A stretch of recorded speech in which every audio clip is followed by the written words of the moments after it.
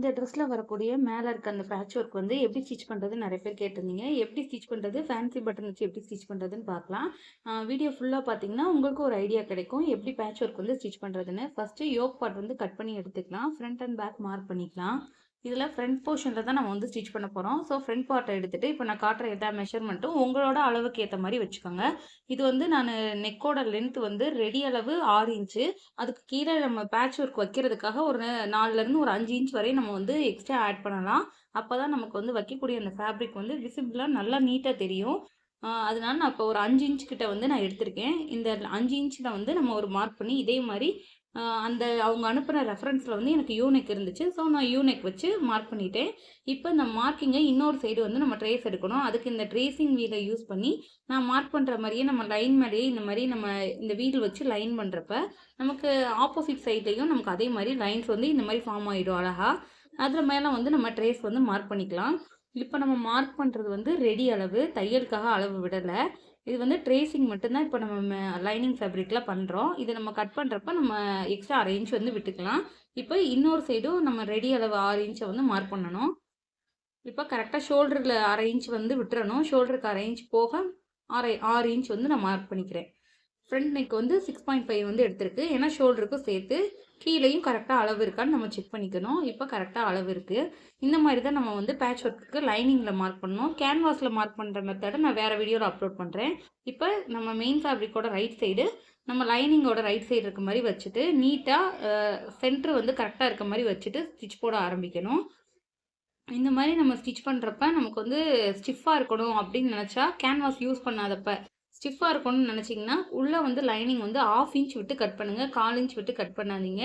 1/2 inch விட்டு இப்போ நான் கட் பண்ற மாதிரி 1/2 இன்ச் விட்டு கட் பண்ணீங்கன்னா உள்ள வந்து உங்களுக்கு ஸ்டிஃபா இருக்கும் நெக்கு. ரொம்ப ப்ராடா விரியாது. இந்த டெக்னிக்கை வேணா நெக்ஸ்ட் டைம் யூஸ் பண்ணி பாருங்க. இப்போ இதே மாதிரி 1/2 இன்ச் விட்டுட்டு அதுல தையலுக்கு கொஞ்சம் விட்டு நம்ம இந்த மாதிரி அர்க்காத் கொடுத்துக்கணும். கிராஸ்ல அர்க்காத் கொடுத்து டேன் பண்றப்ப நமக்கு வந்து ஈஸியா டேன் ஆகும். ஸோ இதே மாதிரி அர்க்காத் கொடுத்துட்டு டேன் பண்ணி எடுத்துக்கலாம். டேன் பண்றப்பயுமே இது வந்து சில்க் ஃபேப்ரிக்ன்றனால நமக்கு வந்து கொஞ்சம் கஷ்டமா இருக்கும். அயர்ன் பண்ணிக்கணும். அப்பனா நமக்கு வந்து கொஞ்சம் படிஞ்சு வரும். இப்போ ஃபோல்ட் பண்ணிட்டு லைனிங் தெரியாத மாதிரி வச்சு எட்ஜ்லயே நம்ம வந்து தையல் போட்டு வரணும். இந்த மாதிரி தைச்சு நம்ம ஃபினிஷ் பண்றப்ப நம்ம கேன்வாஸ் யூஸ் பண்ணாமலே நெக் வந்து ஸ்டிஃபா இருக்கும். ஏன்னா நம்ம 1/2 இன்ச் கிட்ட லைனிங்ல உள்ள வந்து ஃபேப்ரிக் விட்டுருக்கோம். இப்போ கரெக்டா அந்த தையல் மடிக்கிற இடத்து மேலேயே நம்ம தையல் போடணும். அப்பதான் சிங்கிள் தையல்ல நம்மளால ஃபினிஷ் பண்ண முடியும். 2, 3 தையல் போடுறப்ப பார்க்க வந்து நீட்டா இருக்காது. இப்போ இந்த மாதிரி ஸ்டிச் போட்டு நான் வந்து நெக்கோட அந்த ஃப்ரண்ட் சைடை வந்து ஃபினிஷ் பண்ணிக்கலாம். நெக்லைன் ஃபினிஷ் பண்ணதுக்கப்புறம் நான் சென்டரில் வந்து ஒரு சின்னதாக பார்டர் ஒர்க் வந்து மிடில் பண்ணியிருக்கேன். அந்த மாதிரி நம்ம பார்டரை வந்து எங்கெல்லாம் யூஸ் பண்ண முடியுமோ அங்கெல்லாம் நம்ம கரெக்டாக யூஸ் பண்ணிட்டாலே ட்ரெஸ் வந்து பார்க்க ரொம்பவே ஹைலைட்டடாக தெரியும். இப்போ இதில் வந்து நெக்கை ஒட்டியே நம்ம கரெக்டாக அந்த பிங்க் கலர் வெளியே தெரியுற மாதிரியே நம்ம வந்து தையல் போடணும். இந்த மாதிரி ஸ்டிச் பண்ணிவிட்டு மேலேயும் லைனிங்கையும் மெயின் ஃபேப்ரிக்கும் இந்த மாதிரி அட்டாச் பண்ணி எடுத்துக்கலாம். எந்த இடத்துலையுமே நம்ம இழுக்கக்கூடாது. ஜஸ்ட் டேப் பண்ணிவிட்டு நம்ம ஸ்டிச் பண்ணணும். அப்போ தான் சுருக்கு விழுகாமல் இருக்கும். இல்லைன்னா நம்ம ஸ்டிச் பண்ணுறப்ப கரெக்டாக இருக்கும். ஆனால் நம்ம டர்ன் பண்ணி ரைட் சைட் பார்க்கும்போது ஒரு மாதிரி பல்ஜியாக தெரியும். அந்த மாதிரி இழுக்காமல் நம்ம ஸ்டிச் பண்ணுறப்ப தான் நமக்கு வந்து ஃபினிஷிங் வந்து நீட்டாக கிடைக்கும். லைட்டாக டேப் பண்ணிவிட்டு நம்ம ஸ்டிச் பண்ணிக்கலாம். இப்போ இந்த மாதிரி லைனிங்கையும் மெயின் ஃபேப்ரிக்கும் அட்டாச் பண்ணிவிட்டு எக்ஸ்ட்ரா இருக்கக்கூடிய அந்த பிசுறு எல்லாத்தையும் நம்ம கட் பண்ணிவிட்டு செஸ்ட் போர்ஷனோட ஃப்ரண்ட் பார்ட்டை ரெடி பண்ணிக்கலாம். இதுக்கப்புறம் வந்து நம்ம ஃப்ரண்ட் பார்ட் வந்து எப்படி நம்ம பேட்ச் ஒர்க்கு கட் பண்ணுறதுன்னு பார்க்கலாம். ரெடி பண்ண ஃப்ரண்ட் பார்ட் எடுத்து இப்போ லைனிங் மேலே வச்சுக்கணும். லைனிங் மேலே வச்சுட்டு நம்ம நெக்கோட லென்த் எவ்வளோ வேணுமோ அந்த லெக்கோட லென்த்தை வந்து மார்க் பண்ணணும். இது வந்து ரெடி அளவு கிடையாது. இது வந்து நம்ம ரஃபாக தான் மார்க் பண்ணுறோம். இதுக்கப்புறம் மேலே வந்து சீம் அலவன்ஸ் வேறு விடுவோம். இந்த பேட்ச் ஒர்க் எப்பயுமே கொஞ்சம் எக்ஸ்ட்ரா இருக்கிறது ரொம்ப நல்லது. ஏன்னா நம்ம எக்ஸ்ட்ரா இருந்தால் அதை ட்ரிம் பண்ணிக்கலாம். கரெக்டான அளவுக்கு கட் பண்ணால் நமக்கு பத்தாது. ஸோ இப்போ ரவுண்ட் நெக்கு நம்ம மார்க் பண்ணியிருக்கோம்ல கீழே அந்த 6 இன்ச்லேருந்து கீழே வரக்கூடிய அந்த ரவுண்டை வந்து மார்க் பண்ணிக்கலாம். இந்த மாதிரி நீங்கள் ட்ரேஸ் எடுக்கிறப்ப உங்களுக்கு வந்து ட்ரேசிங் வந்து பர்ஃபெக்டாக இருக்கும். இது வந்து ரெடி அளவு. இதுக்கப்புறம் நம்ம தையலுக்காக அளவு விடணும். தையலுக்காக இப்போ ஒரு 1.5 இன்ச்லேருந்து 2 இன்ச் வரையும் தையலுக்காக விடலாம். 1 இன்ச் விட்டாப்போ நமக்கு வந்து கொஞ்சம் கம்மியாகும். இல்லைன்னா நம்மளால அட்ஜஸ்ட் பண்ணுறதுக்கு கொஞ்சம் கஷ்டமாக இருக்கும். ஸோ எப்பயுமே 1.5 இன்ச்லேருந்து 2 இன்ச் வந்து லைனிங்கில் எக்ஸ்ட்ரா எடுத்துக்கணும். இப்போ இந்த மாதிரி மார்க் பண்ணிவிட்டு இது வந்து கழுத்துக்கு மேலேயுமே நம்ம ஒரு 1/2 இன்ச் எக்ஸ்ட்ரா விட்டு தான் கட் பண்ணணும். இப்போ கட் பண்ண ஃபேப்ரிக்கை நம்ம மெயின் ஃபேப்ரிக்கோட ரைட் சைடு வச்சு அடித்து திருப்பிக்கணும். இப்போ நான் அடித்து திருப்பிட்டு இதில் வந்து அர்க்காத் கொடுத்து டேன் பண்ண போகிறேன். ஒரு 2.5 இன்ச்சுக்கு வந்து நம்ம இதை தையல் போடாமல் விட்டுருக்கணும். அப்போ தான் நம்ம உள்ளே இருக்க ஃபேப்ரிக்கை வெளியே எடுத்து விட முடியும்.